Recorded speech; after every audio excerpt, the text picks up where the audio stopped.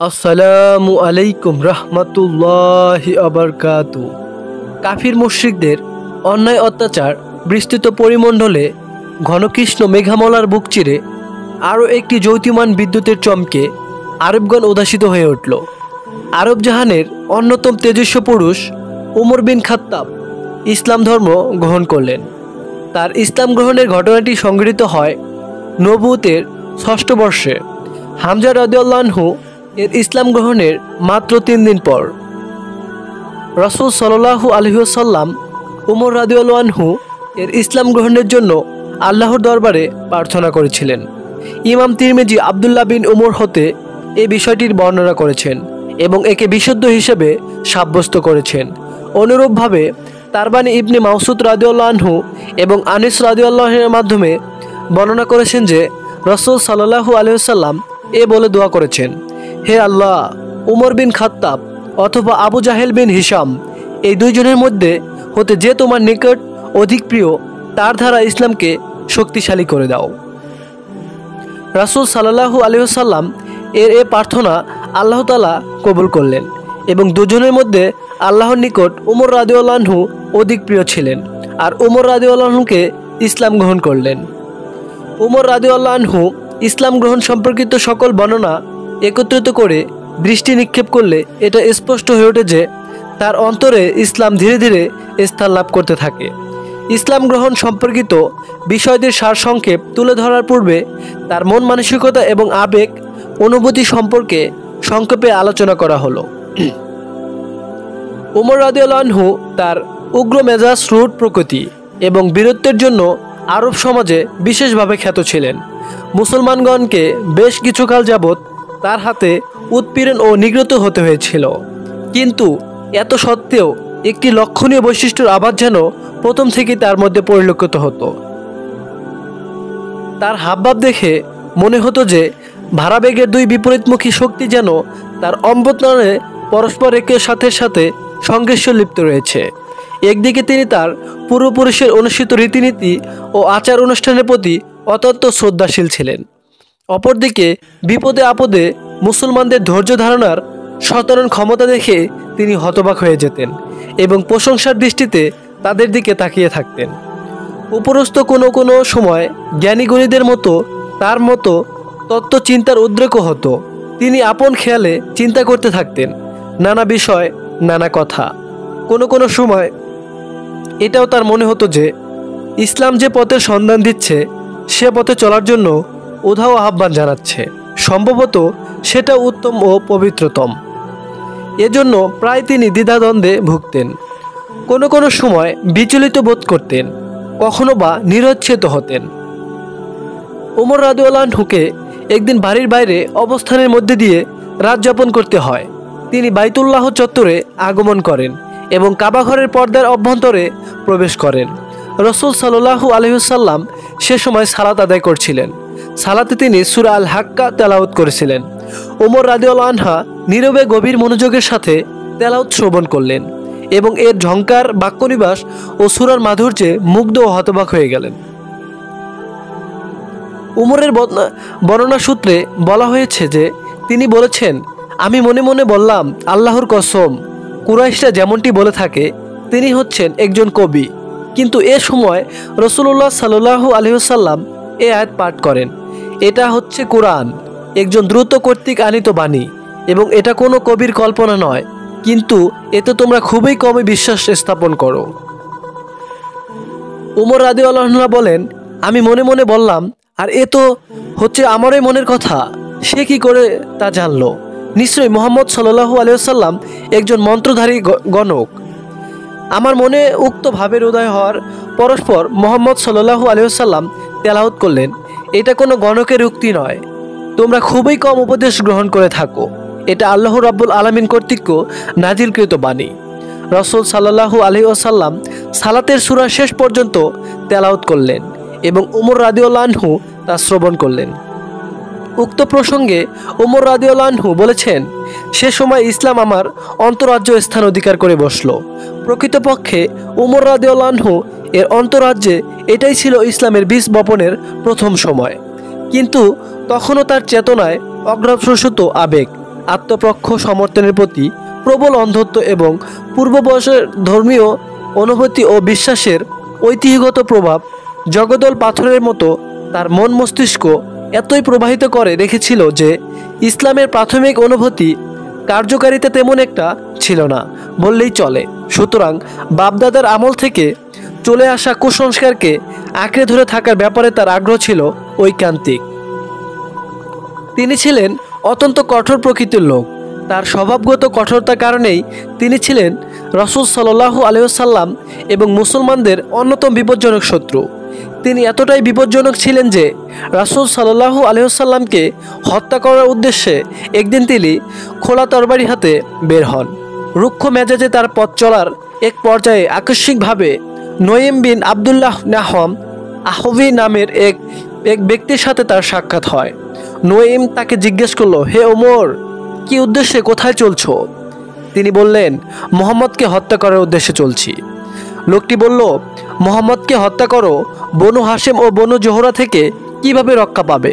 ওমর বললেন, মনে হচ্ছে তোমরা পূর্বপুরুষগণের ধর্ম পরিত্যাগ করে বেদিন হয়ে গেছো। লোকটি বলল, ওমর, একটি আজব কথা তোমাকে শোনাবো নাকি?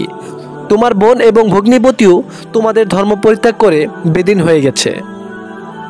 এ কথা শুনে ওমর ক্রোধে রাগে উন্মাতাল হয়ে সোজা ভগ্নিপতির গৃহমুখে তুহার অংশবিশেষ স্বামী স্ত্রীকে তালাশ দিচ্ছিলেন যাত্রা করলেন। সেখানে খাব্বাব বিন আরাব একটি সহিফার সাহায্যে সূরায়ে তুহার অংশবিশেষ স্বামী স্ত্রীকে তালিম দিচ্ছিলেন। খাব্বাব তাদের তালিম দেওয়ার জন্য নিয়মিত সেখানে যাতায়াত করতেন। খাব্বাব রাদিয়াল্লাহু আনহু যখন ওমর রাদিয়াল্লাহু আনহু সেখানে আগমনের শব্দ শুনতে পেলেন, তখন তিনি ঘরের মধ্যে আত্মগোপন করলেন এবং ওমরের বোন ফাতিমা সাইফাখানা লুকিয়ে রাখলেন। কিন্তু ওমরের বাড়ির কাছাকাছি গিয়ে খাব্বাবের কণ্ঠ শুনতে পেয়েছিলেন। তাই তিনি জিজ্ঞেস করলেন, কার কণ্ঠে মৃদু মৃদু আওয়াজ শুনতে পাচ্ছিলাম যেন? তার বোন উত্তর করলেন, না, তেমন কিছু না, আমরা পরস্পর কথাবার্তা বলছিলাম। ওমর রাদিয়াল্লাহু আনহু বলেন, সম্ভবত তোমরা উভয়ই বেদিন হয়ে গেছো। ভগ্নিপতি সাইদ বললেন, আচ্ছা উমর, বলো তো, তোমাদের ধর্ম ছাড়া অন্য কোনো ধর্মে যদি সত্য থাকে সেক্ষেত্রে করণীয় কি হবে?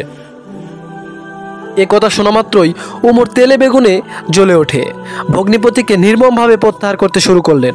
নিরুপায় হয়ে ছোট বোন জোর করে ভাইয়ের হাত থেকে তার স্বামীকে সারিয়ে একটু দূরে সরিয়ে দিলেন। এ তো আরও ক্রোশ হয়ে উমর রাদিয়াল্লাহু আনহু তার বোনের গণ্ডদেশে এক চপঘাট করলেন, যার সাথে সাথে তার মুখমণ্ডল রক্তাক্ত হয়ে গেল। ইবনে ইসাকের বর্ণনার মতে তিনি মাথার আঘাতপ্রাপ্ত হয়েছিলেন।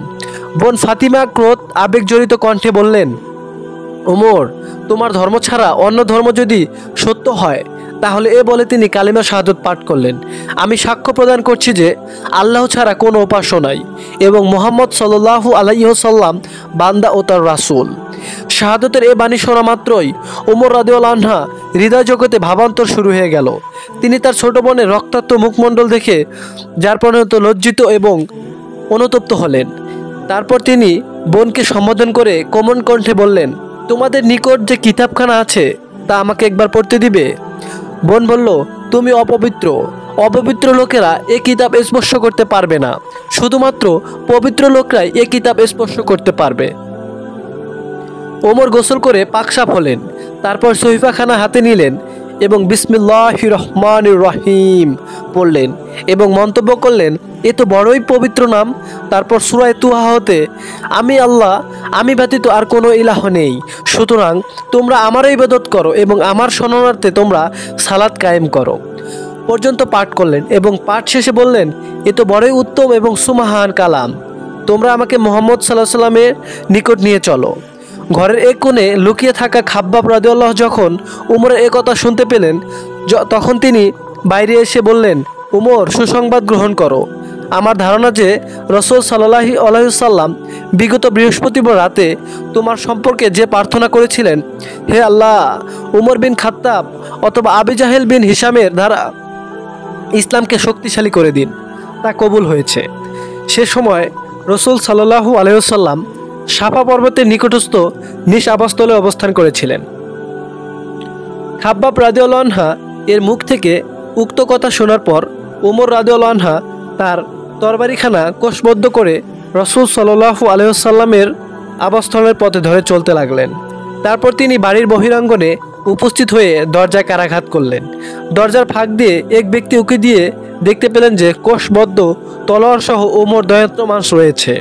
ঝটপট রাসূল সাল্লাল্লাহু আলাইহি ওয়াসাল্লামকে তা অবগত করানো হলো। উপস্থিত লোকজন যারা যেখানে ছিলেন সকলেই ভীত হয়ে সমস্ত হয়ে সাথে সাথে কাছাকাছি এসে ওমরের মোকাবেলা করার জন্য সংবদ্ধ হয়ে গেলেন। সকলের মধ্যে উক্ত সমস্ত ভাব লক্ষ্য করল হামজা রাদিয়াল্লাহু আনহু। জিজ্ঞেস করলেন, কি ব্যাপার, কি এমন হয়েছে? সকলে বলল, উমর এসেছে। হামজা রাদিয়াল্লাহু আনহু বললেন, ঠিক আছে, উমর এসেছে, দরজা খুলে দাও। যদি সে সদিচ্ছা নিয়ে আগমন করে থাকে তাহলে আমাদের তরফ থেকেও ইনশাল্লাহ আল্লাহর সদিচ্ছার কোনো অভাব হবে না। আর যদি কোনো খারাপ উদ্দেশ্যে নিয়ে আগমন করে থাকে তাহলে আমরা তাকে তার তলোয়ার ধারায় জবাব দিব। এদিকে রাসূল সাল্লাল্লাহু আলাইহি ওয়াসাল্লাম গৃহবস্তরে অবস্থান করেছিলেন এবং তার উপর ওহী নাজিল হচ্ছিল।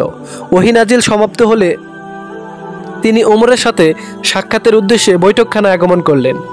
তিনি ওমরের কাপড় এবং তরবারি কোষ ধরে শক্তভাবে টান দিয়ে বললেন, ওমর, যেমনটি ওয়ালিদ বিন মুগিরার উপর গজব নাজিল হয়েছিল তেমনি আল্লাহর তরফ থেকে যতক্ষণ না তোমার উপর লাঞ্ছনা, অবমাননা এবং শিক্ষামূলক শান্তি নাজিল না হচ্ছে ততক্ষণ কি তুমি পাপাচার থেকে বিরতি হবে না, এ পলিঙ্কতা থেকে বের হবে না?